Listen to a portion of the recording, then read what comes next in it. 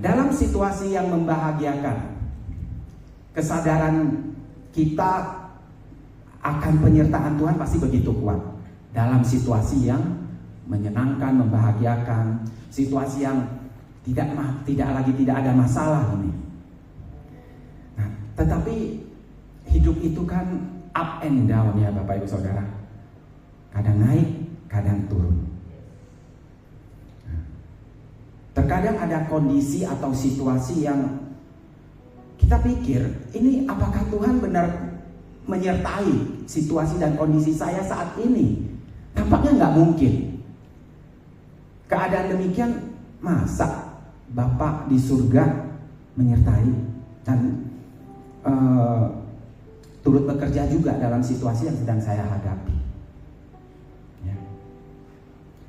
Situasi dan kondisi yang kita hadapi, kadang kita bertanya, kenapa kok Tuhan izinkan seperti itu? Nah, kadang memang kita berada dalam kondisi dan situasi atau masalah akibat dari keputusan kita. Kita berada dalam satu masalah, persoalan, itu akibat dari pilihan yang kita ambil Bapak Ibu Saudara. Pilihan yang sudah kita lakukan. Dan akhirnya kita sadari bahwa pilihan kita itu tidak tepat. Akhirnya kita datang kepada Tuhan, kita minta pertolongan Tuhan untuk membantu kita keluar dari hal-hal berantakan yang sudah kita ciptakan akibat salah keputusan kita, akibat salah pilihan kita. Dan kemudian keadaan itu pun membuat kita kadang jadi tidak enak, tidak nyaman. Ya, kadang juga tertuduh. Lalu kita pun jadi overthinking. Pikiran banyak.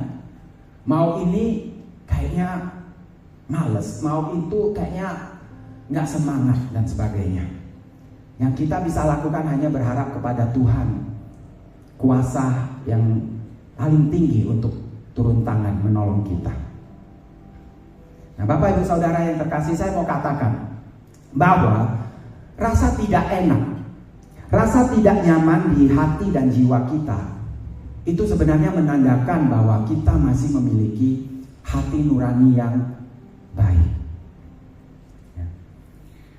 Karena rasa tidak nyaman, rasa bersalah itu mengingatkan kita, menyadarkan kita bahwa kita sedang tidak dalam track yang benar. Kita sedang keluar dari jalur yang Tuhan rancangkan. Dan sebenarnya itu Roh Kudus juga yang menegur kita, yang menginsafkan kita, Bapak Ibu Saudara. Nah, hari ini hari yang istimewa juga, karena hari ini kita memperingati Pentakosta, pencurahan Roh Kudus buat kita semua, orang-orang percaya. Nah, dalam hidup ini kita melakukan kesalahan. Siapa yang tidak pernah melakukan kesalahan di sini? Nggak ada, Bapak Ibu Saudara. Tapi syukur kepada Tuhan, syukur kepada Allah Bapa. Dia begitu penuh belas kasihan dan mau untuk menolong kita kembali ke jalur sesuai dengan rancangannya. Dia benar-benar seorang arsitek yang agung, yang piawai. Nah, Bapak Ibu Saudara yang tahu, arsitek itu arsitek yang baik. Itu dia akan secara periodik datang ke proyek yang dia desain untuk mengawal atau mengontrol pekerjaan di lapangan. Nah, kalau dia temukan kesalahan, pasti dia akan segera memberitahukan kepada sang kontraktor atau mandor atau tukang untuk segera perbaiki kesalahan itu. Nah, tukang, mandor atau kontraktor pun harus segera perbaiki sehingga tetap pada rancangan arsitek itu yang mula-mula. Tetapi terkadang ada kesalahan yang yang sangat besar, sehingga kalau mau diperbaiki itu butuh biaya yang lebih besar, dan juga waktu pun akan semakin molor, telat. Nah, arsitek yang piawai itu bagaimana Bapak Ibu Saudara? Arsitek yang piawai akan melakukan sedikit revisi di desain awalnya, sehingga kesalahan itu bisa diakali sehingga akhirnya terbentuk bangunan proyek yang juga bagus dan baik adanya. Mungkin sudah tidak sesuai dengan desain awal dari si arsitek, tapi tetap akhirnya jadi dengan bagus dan baik adanya. Nah, Tuhan kita lebih dari arsitek piawai itu, Bapak Ibu Saudara. Tuhan kita, Allah Bapa kita di surga, sanggup berkuasa untuk mereview, merevisi hal-hal yang mungkin kita salah putuskan atau kehendak bebas yang kita salah gunakan, untuk dia switch, untuk dia ubah menjadi satu rancangannya yang tetap indah. Amin. Kita beri kemuliaan untuk Tuhan kita. Nah, tapi itu perlu kerjasama dari kita, Bapak Ibu Saudara. Seperti arsitek tadi, dia menginstruksikan kepada si tukang mandor atau kontraktor, kalau tukang mandor kontraktornya tidak mau mengubahnya, tidak mau ngikut lagi apa yang arsitek itu instruksikan, perintahkan, tidak akan jadi, Bapak Ibu Saudara. Proyek itu gagal. Ya. Jadi Allah kita lebih dari arsitek yang piawai. Saya sebut Allah Bapa kita arsitek yang agung, karena saya waktu itu minta juga Tuhan merancang hidup saya agar langkah kaki saya tuh tidak salah. Kalaupun geser, Tuhan pasti akan kasih peringatan sehingga tetap berjalan di jalurnya. Ya. Kita nyanyikan satu lagu ini. Kau merancang yang kau pandang, ku perlu di luar mampuku untuk mengerti keajaiban kasih setiamu. Kau nyatakan setiap waktu bagai gelombang ombak di lautan. Kau merancang, hayati kata-katanya Bapak Ibu Saudara, yang kau pandang ku perlu. Karena kadang kita gak mengerti kenapa Tuhan izinkan itu terjadi. Keajaiban kasih setiamu, kau nyatakan setiap waktu bagai gelombang ombak di lautan. Mengagumkan semua yang Bapa lakukan, ubahku terus seturut gambarmu. Aku ada sebagaimana ku ada, hanya oleh anugerah-Mu dengan penjunan maha bijaksana. Bapak Ibu Saudara yang terkasih, kalau kita renungkan perjalanan hidup kita, kita akan temukan dan sadari bahwa yes, Dia Allah yang hidup, yang membawa dan menuntun kita sampai pada hari ini dan juga untuk seterusnya. Mungkin situasi atau kondisi kita saat ini, kita masih belum bisa paham, kita masih belum bisa mengerti. Seperti lagu tadi katakan, di luar mampuku untuk mengerti Bapa. Tapi suatu saat nanti kita pasti akan tersenyum dan sadari bahwa wow, ternyata kejadian waktu itu Tuhan izinkan dalam hidup saya. Kejadian yang tidak enak itu ternyata Tuhan punya maksud yang indah. Ternyata rencananya Tuhan itu memang indah buat hidup kita. Amin. Amin. Puji Tuhan. Bapak Ibu Saudara, kita tahu satu firman Tuhan. Ini juga menjadi ayat favorit bagi banyak orang. Roma 8 ayat 28. Dikatakan bahwa Allah turut bekerja dalam segala hal untuk mendatangkan kebaikan bagi mereka yang mengasihi Dia, bagi mereka yang terpanggil sesuai dengan rencana Allah. Coba kita renungkan lagi. Allah turut bekerja dalam segala hal untuk mendatangkan kebaikan bagi, nah ini biasanya kita taunya bagi yang pertama aja, bagi mereka yang mengasihi Dia. Dan kita semua di sini klaim kita mengasihi Tuhan. Tapi ingat, ada kalimat kedua. Mungkin boleh ditampilkan ayatnya, Deo. Roma 8 ayat 28. Allah turut bekerja dalam segala hal untuk mendatangkan kebaikan bagi mereka yang mengasihi Dia.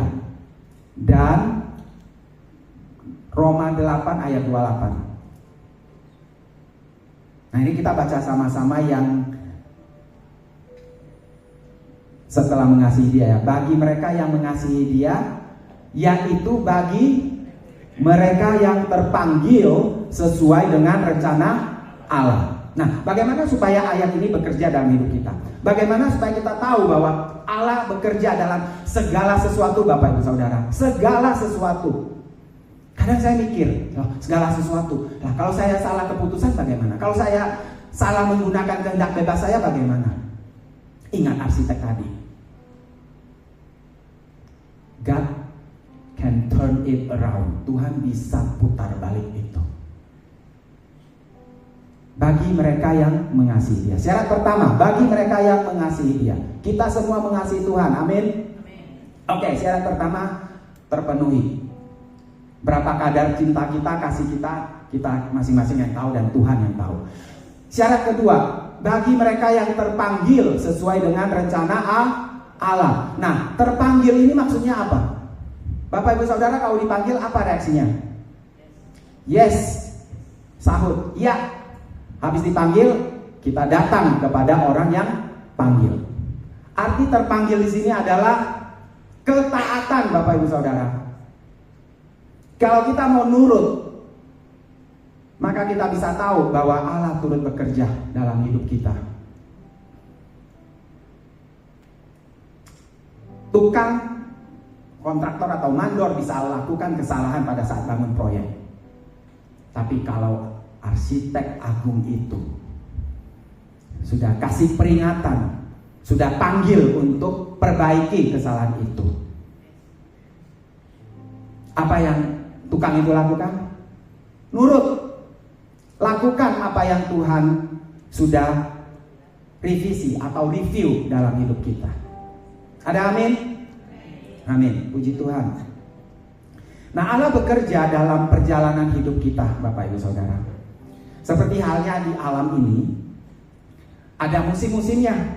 Ada musim penghujan dan ada musim kemarau. Dan musim itu berganti dari satu ke yang lain. Perjalanan hidup kita pun demikian. Dalam kehidupan jasmani kita berganti musim juga. Dari saat kita bayi, kemudian kita masuki tahap sebagai anak-anak, lalu kita masuk tahap sebagai remaja, kita menjadi dewasa, dan kemudian kita menjadi tua. Lalu dalam hal rohani, perjalanan kehidupan rohani kita pun ada musimnya. Mulai daripada saat kita terima Tuhan Yesus sebagai Tuhan dan Juru Selamat pribadi kita. Kemudian kita dibaptis. Lalu kita masuk tahapan di mana kita menikmati berkat-berkatnya Tuhan. Kita mengalami keajaiban-keajaiban atau mujizat dari Tuhan. Ya, tidak semua, tapi itu salah satu fase juga dalam kehidupan rohani kita. Lalu kita juga mengalami masalah Bapak Ibu Saudara dan persoalan dalam hidup kita. Ingat, menjadi seorang Kristen bukan artinya kita rentan terhadap masalah. Tapi kita harus bisa mengubah pola pikir kita bahwa masalah itu pun berkat dari Tuhan.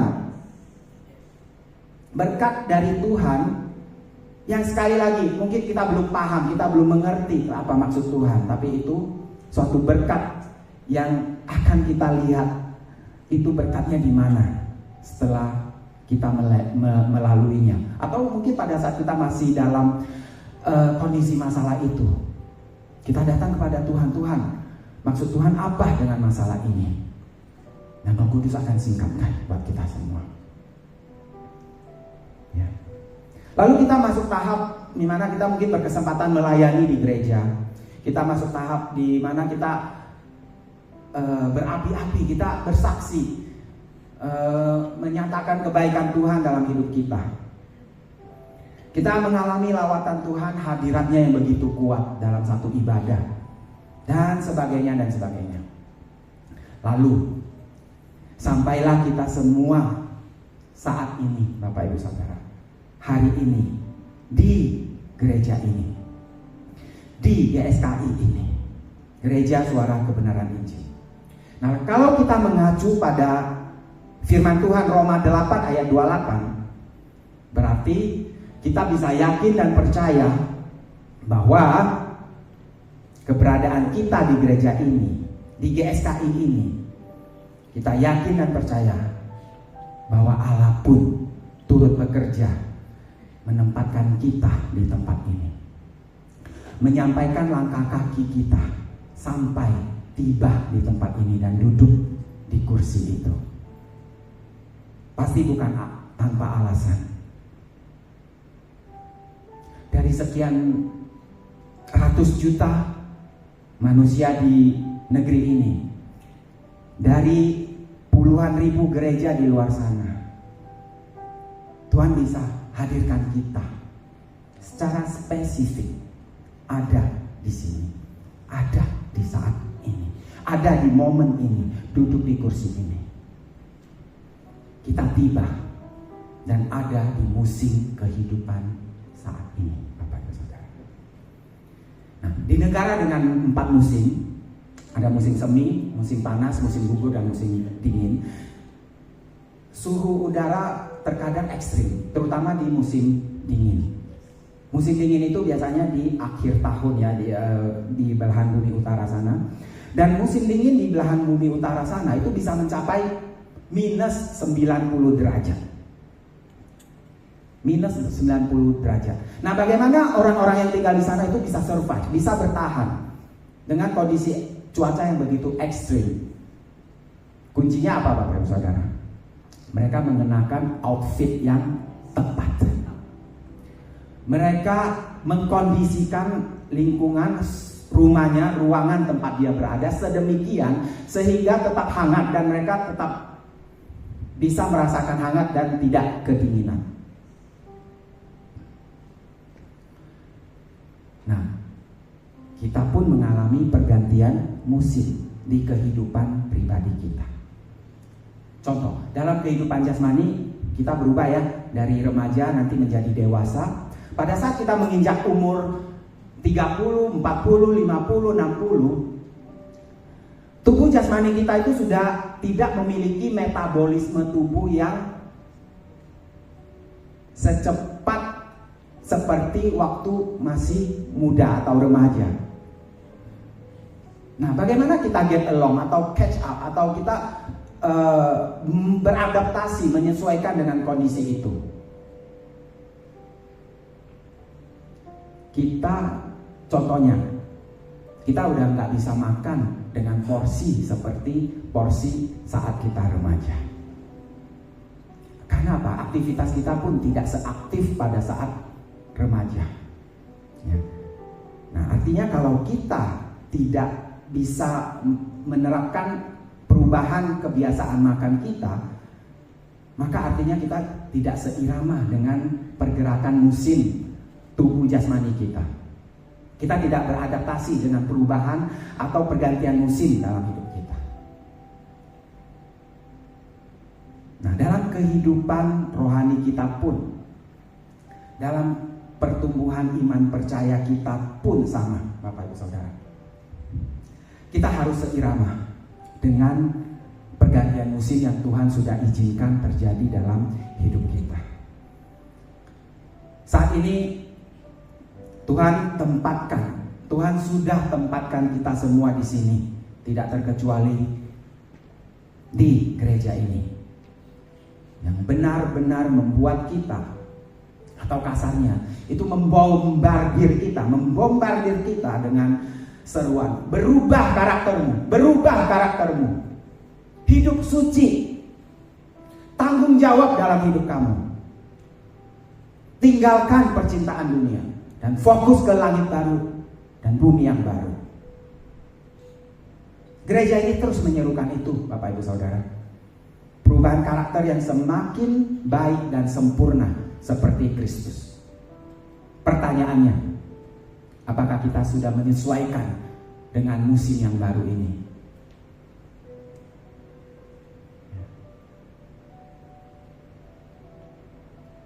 Perubahan karakter, Bapak Ibu Saudara. Dan Bapak Ibu Saudara, dari semua perjalanan kehidupan rohani kita, saya mau katakan bahwa perubahan karakter inilah yang paling sulit. Dan biasanya hal yang paling sulit itu ada di mana? Di awal, di pertengahan, atau di akhir? Di akhir. Pada saat di video game misalnya, level yang paling sulit itu di level terakhir. Pada saat ujian sekolah, ujian terberat itu di ujian mana? Ujian mid semester atau ujian final atau ujian akhir? Ujian akhir, ya. Nah, jadi artinya, kalau kita sudah dikirim Tuhan di tempat ini, dari gereja ini yang menuntut perubahan karakter menjadi seperti Kristus, yang menuntut kita untuk sangkal diri, yang menuntut kita untuk bahkan merendahkan diri, pikul salib. Tuntutan yang begitu berat, Bapak Ibu Saudara, tuntutan yang begitu sulit. Kalau Tuhan sudah tibakan kita di tempat ini, maka artinya sebenarnya kita sudah sampai di level terakhir perjalanan rohani kita. Amin. Dan biarlah gereja ini seperti yang Pak Erastus Sabdono Gembala Sidang sering kita katakan, bahwa biarlah gereja ini menjadi gereja terakhir kita. Naik kelas, Bapak Ibu Saudara. Naik kelas. Jangan lagi kita menoleh ke belakang. Jangan lagi kita terbuai oleh kehidupan rohani kita waktu itu yang begitu menyenangkan, mengalami berkat Tuhan yang begitu luar biasa. Tapi di musim sekarang ini, di musim terakhir ini, di musim tahapan yang paling akhir ini, yang paling sulit ini, saya kok malah ngalamin masalah. Saya kok malah sering dibully atau dijolimi orang-orang yang saya kasihi, orang-orang yang saya kenal baik mungkin.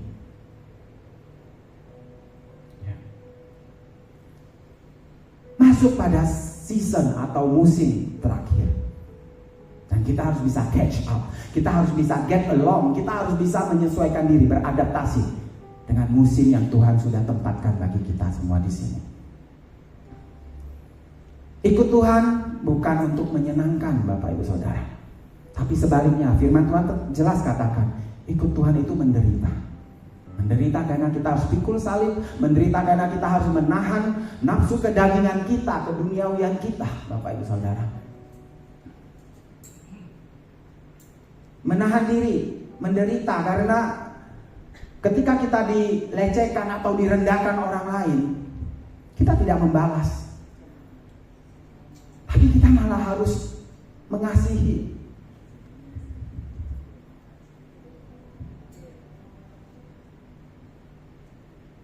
Dan mendoakan dia mungkin, Bapak Ibu Saudara. Dan memang itu level tersulit. dan terakhir. Dan dalam proses pergantian musim itu, pasti kita merasakan ketidaknyamanan. Nah, saya sebut ini ketidaknyamanan yang kudus. Nah, kalau Bapak Ibu Saudara belum mengalami ketidaknyamanan itu, mungkin saya bisa artikan dua. Yang pertama, artinya kita tidak get along atau kita tidak mau menyesuaikan diri dengan musim yang ada, dengan perubahan yang ada. Kemudian yang kedua, kita mungkin masih stuck, terbuai, atau terikat di zona nyaman kita, zona nyaman masa lalu kita, zona nyaman musim kita sebelumnya.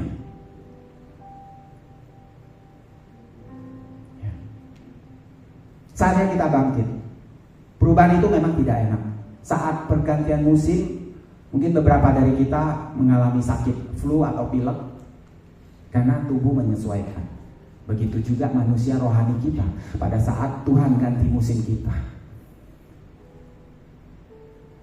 Ada rasa tidak nyaman, ada rasa tidak enak. Nah, seperti halnya kita tidak bisa mengubah musim yang ada. Kita nggak bisa minta hujan jangan turun dong di musim penghujan karena baru cuci mobil atau cuci sepeda motor. Nggak bisa.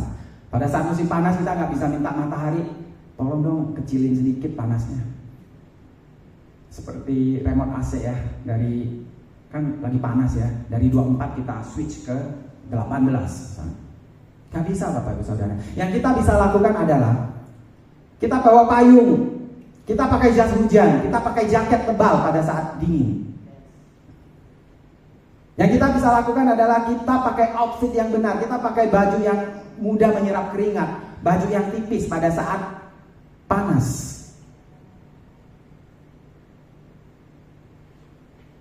Nah, demikian juga pada saat Tuhan sudah merancang kita masuk dalam musim yang baru dan musim terakhir ini, kita sesuaikan diri. Kita lebih banyak fokus belajar kebenaran, karena kebenaran itu yang akan memerdekakan kita. Memerdekakan kita dari apa? Dari keegoisan kita, dari gengsi kita, Bapak Ibu Saudara.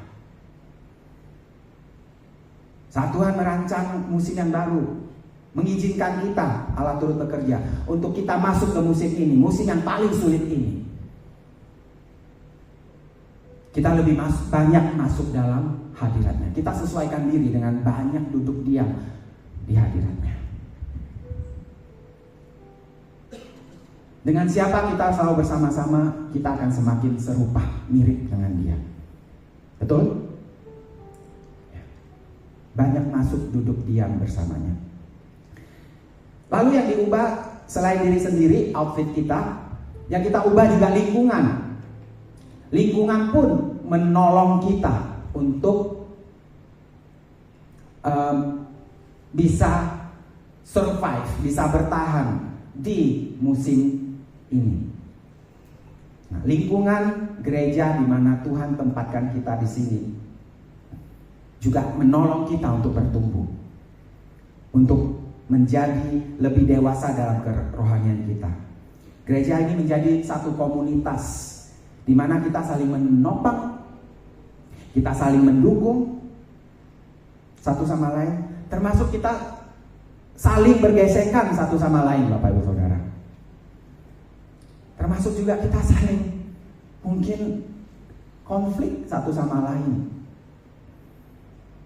Tapi jangan gesekan itu atau konflik itu malah membuat kita kabur. Yang kita bisa lakukan adalah kita hadapi gesekan itu dengan apa? Kita hadapi gesekan konflik itu dengan mempraktekkan apa yang Tuhan sudah ajarkan buat kita. Kita hadapi semua itu dengan mental anak kerajaan Allah. Kita hadapi semua itu sebagaimana mestinya, sebagaimana harusnya kita sebagai warga kerajaan surga. Amin. Mau kita hadapi itu semua Bapak Ibu Saudara dengan mental kerajaan Allah. Kita praktekkan semua kebenaran yang sudah kita dengarkan. Jangan hanya setuju, jangan hanya angguk-angguk, jangan hanya amin, tapi lakukan, praktekkan. Dan ingat, mempraktekkan itu tidak mudah, tapi harus Bapak Ibu Saudara.